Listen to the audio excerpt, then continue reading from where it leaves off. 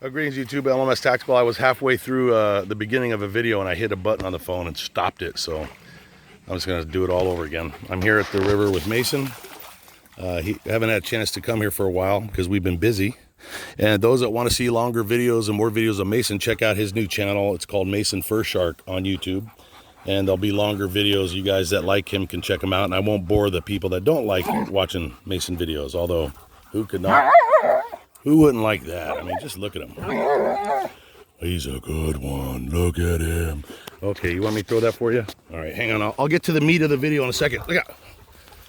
Go get it. All right, so let him play with that.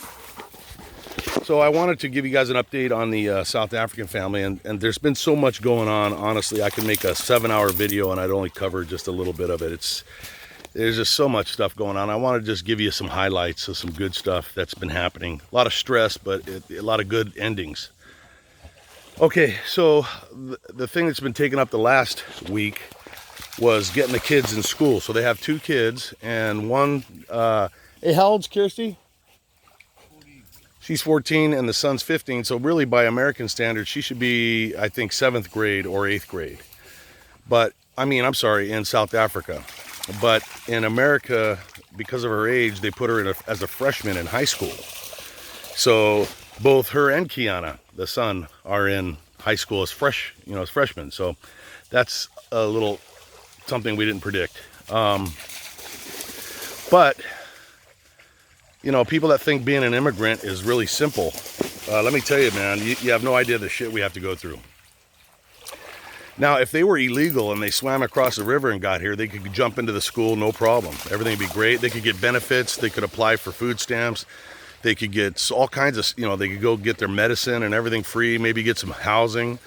But because they're doing it the legal way, there's a price to pay for that. And that means that they were instructed very clearly by the INS when they were detained at the Mexican border that they are not allowed to do anything that gives them any benefits, financial. So they can't work until they're authorized and okay to get a work permit. Let's see what else.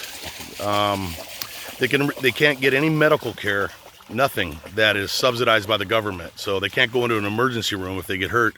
It's got to be paid for. So that means I got to pay for it, which, we do what we got to do. But look at that, man. He just tried to grab that butterfly, dude. That was awesome. But don't kill butterflies, Mason. But yeah, so like any medicine that they need or whatever, it's got to be paid for. So all of their paperwork from the kids' schools are in Africa, because they had to come out of Africa as if they were on a vacation, and you couldn't pull all their paperwork, and so their medical records, we don't have them. And in America, to get into school, you got to have all your shots, and it's not healthy to get all this immunization shit twice. So we jumped through hoops to get them into school, but fortunately they started on the first day, and they're in high school. So they're experiencing a whole new system.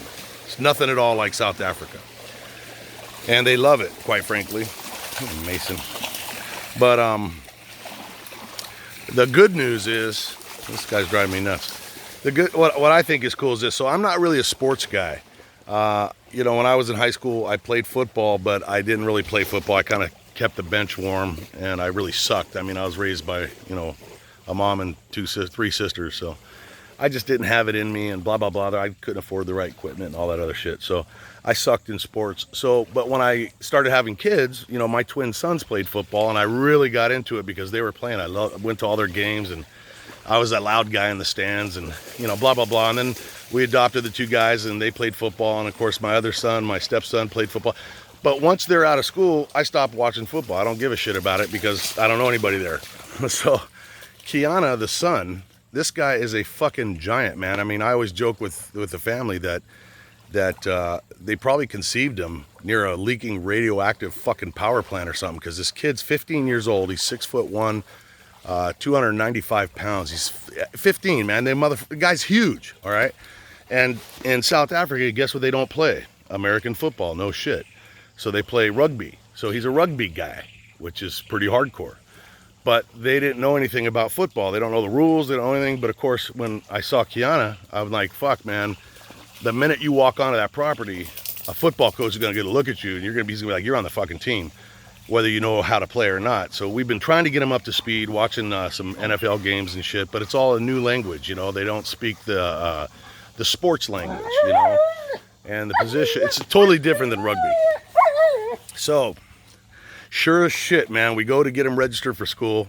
We're in the office, we're talking to this person and that person, and then there's like, oh, we're going to introduce you to your counselor, the guidance counselor, who happens to be one of the 5 coaches. And that fucking dude took one look at Kiana and he's like, so, you play football? No, I don't know how to play. Yeah, well, practice is at 3 o'clock today, you're playing.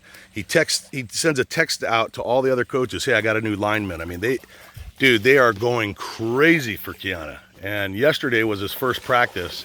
He's got his pads on, fucking working out. You know, their first game is Thursday. I mean, dude, this is a guy that doesn't even know the terminology. But it's like we point to a guy and tell you to kill him, and that's what you fucking do. So it's been really fun and exciting, and he's in a whole nother world right now. I mean, he's absorbing school, he's absorbing culture, he's absorbing the way we do things, and now a new sport, and he's going to be a fucking superstar, man. And the coaches love this guy so much. He's so talented, and they see he's so fucking eager. The coach went out last night and bought him with his own money a pair of fucking cleats. I mean, you know, I felt terrible. I on the one hand, I wanted to say, no, don't do it. But on the other hand, you know, we had to buy all the school equipment and papers and fucking pencils, and, you know, there's fees, you know, they have to pay $65 for the team meals. And, you know, it's, I don't have an extra amount of money. So it's not without its challenge, but there's no, and of course the parents feel like shit. You know, I mean, these guys are like feeling like, oh my God, you know, everything we do, you guys got to pay for it. And so I'm dealing with their pride. I don't want to hurt their pride, but it is what it is, and there's no options here, man. These guys got to have this stuff, so we don't have a fucking, there's no ifs, ands, or buts about it. There's nothing more important right now than these kids and their education, and I'm really excited because very soon I'm going to be able to go to football games, and you're going to fucking, I'm going to make I swear I'm going to make a channel with just fucking Kiana's football, because you're going to hear me, I'm going to be getting arrested. That's how loud I am. And I know the mom's that way, and the dad, when they watch fucking rugby, they love rugby, right? And I know all you African fuckers are like, oh, rugby's so much tougher than football because you guys wear helmets. You know, Bob and I, we fist fight every day over that shit, you know? And it's like, look, man, you guys hit head on accidentally. We fucking hit each other on purpose, you know? And you get a guy like Kiana hitting a guy like Kiana, that's like a fucking train wreck, man. So for you guys that think American football is fucked up and sissy-ish, go on Google or go on YouTube and run NFL hard hit highlights and just watch what happens, and then tell me how many people would be alive if they didn't have fucking helmets on. So, different game. I'm not rat fucking rugby. I just don't know how to play. I'll get into it. Hey, when is the rugby shit? World Cup now. When? This month. Okay, so the World Cup is coming on, and I guess they basically put a gun to my head and said I'm going to watch it. So I'll watch it, and I'll try to understand it. But, you know, I'm a fucking football guy. Come on, I'm an American. What can I say? And I'm so excited because, in fact, I'll probably do a different video on this.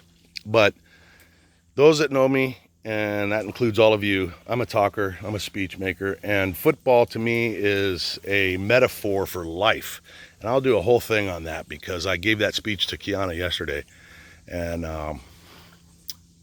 you know what? I'll just do it right now, man. What the fuck? Why make 2 videos? Here it is. It's just straight from the heart. I don't know what I'm going to say, but it's how I feel.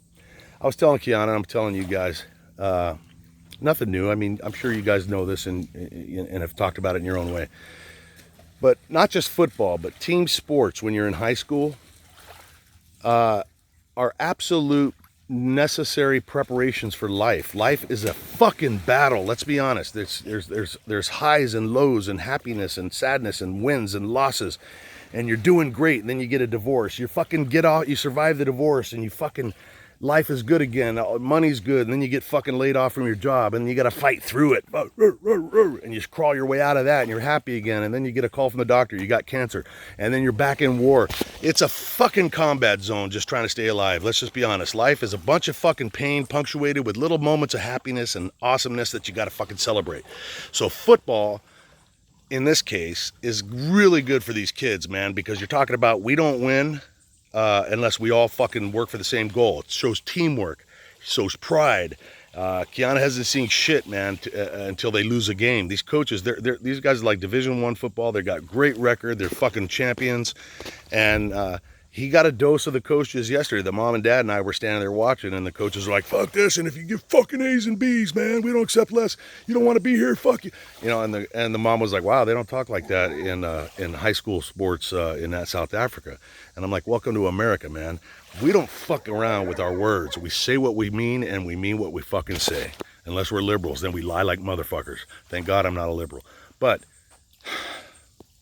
there is nothing more exciting than this giant Neanderthal Bigfoot motherfucking kid playing football.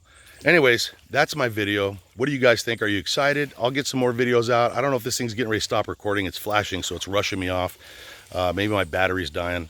But LMS Tactical, I'm out of here. You guys stay safe, and I'll be making more videos soon. We got some more shit we got to do related to school, get some documents, get some papers, blah, blah, blah, blah, blah. Take care.